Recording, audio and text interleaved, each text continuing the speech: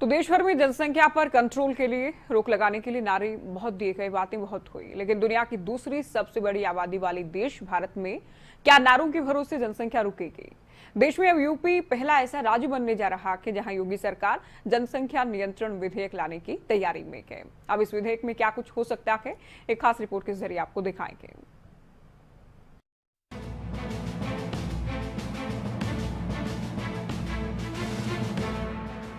दुनिया में सबसे बड़ी आबादी वाला देश चीन अपनी आबादी पर अंकुश लगाने के बावजूद इतनी बड़ी आबादी का पेट भरने के लिए कड़ी मशक्कत करता है।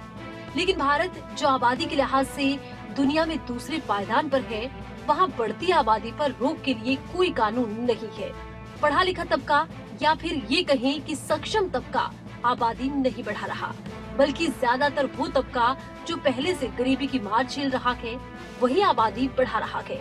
ऐसे में गरीबों के लिए चाहे कितनी भी योजनाएं लाई जाएं, बढ़ती आबादी के लिए नाकाफी ही होंगी।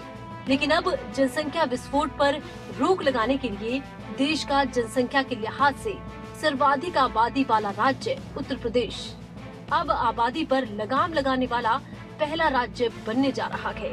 अब यूपी में 2 से ज्यादा बच्चे वाले अभिभावकों की मुश्किलें बढ़ सकती है। योगी सरकार जनसंख्या नियंत्रण कानून लाने की तैयारी में है। राज्य भी उस प्रकार के कार्य करते हैं जिससे कि जनसंख्या, जो बढ़ती हुई जनसंख्या है, उसको नियंत्रित किया जा सके। सर, अपोजिशन पार्टीज लगातार विरोध करती रही हैं इस तरीके की पहल का। जनसंख्या को लेकर अभी मुख्यमंत्री ने भी ट्वीट करे हैं, उत्तर प्रदेश मुख्यमंत्री ने। तो इस तरीके की राजनीति नहीं होनी चाहिए, उस पर आपका क्या कहना है? देखिए, राजनीति करने वाले करेंगे, क्योंकि जब चुनाव आएंगे तो वह कई रंग बदल बदल करके दिखाई देंगे, लेकिन जब प्रदेश के हित की बात को लेकर के सदन में चर्चा होगी तो जो बात है वहाँ पर विपक्ष को अपनी बात कहना चाहिए। लेकिन बहुत स्पष्ट सोच है, एक स्पष्ट लक्ष्य है, और उत्तर प्रदेश का सर्वांगीण विकास हो और जो उत्तर प्रदेश के संसाधन है उसका प्रदेश की जनता के हित में उपयोग किया जा सके, इस बात को ध्यान में रख करके जनसंख्या नीति लाई जा रही है। और मुझे लगता है इसका सब स्वागत करेंगे। वोट की राजनीति के विरोध कोई नहीं। बेलगाम आबादी पर नियंत्रण करने के मकसद से योगी सरकार नई नीति लाने जा रही है। 11 जुलाई को विश्व जनसंख्या दिवस के तौर पर मनाया जाता है और इसी दिन मुख्यमंत्री योगी आदित्यनाथ उत्तर प्रदेश की जनसंख्या नीति को जारी करेंगे।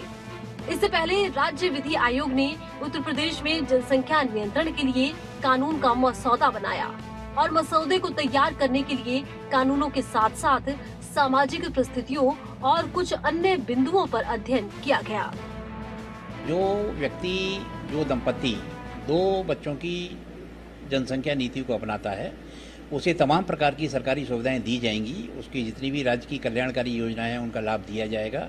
और अगर कोई व्यक्ति इस नीति का पालन नहीं करता है तो फिर वो राज्य की कल्याणकारी सुविधाओं का लाभ पाने का अधिकारी नहीं होगा। और इसमें हमने ये भी प्रस्तावित किया है कि अगर ऐसा व्यक्ति जनसंख्या नीति को नहीं अपनाता है तो उसका राशन कार्ड 4 यूनिट तक सीमित कर दिया जाए।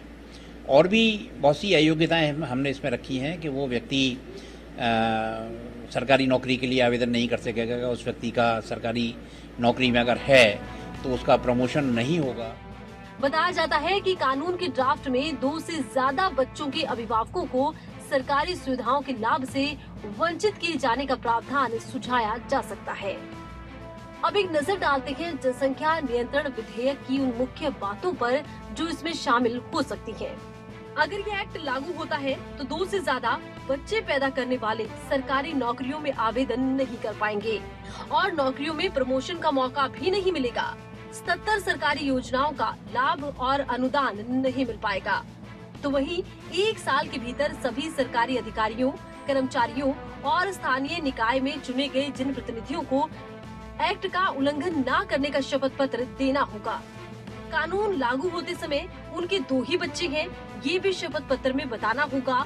और अगर तीसरी संतान पैदा होती है तो जनप्रतिनिधि का निर्वाचन रद्द हो सकता है।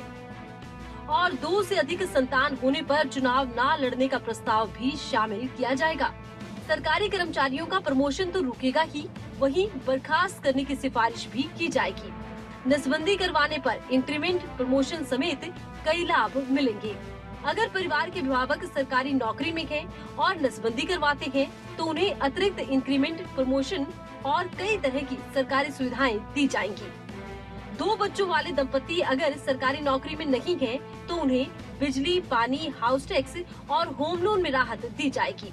वहीं एक संतान पर खुद से नसबंदी करवाने वाले अभिभावकों को संतान की 20 साल तक मुफ्त इलाज, शिक्षा, बीमा, शिक्षण संस्थान और सरकारी नौकरियों में प्राथमिकता देने की सिफारिश भी इस मसौदे में रखी गई है।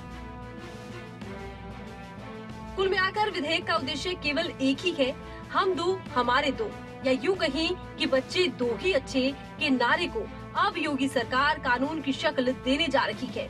अब देखना ये होगा कि योगी सरकार के इस विधेयक पर क्या प्रतिक्रियाएं सामने आती हैं। न्यूज़ डेस्क, खबरें अभी तक।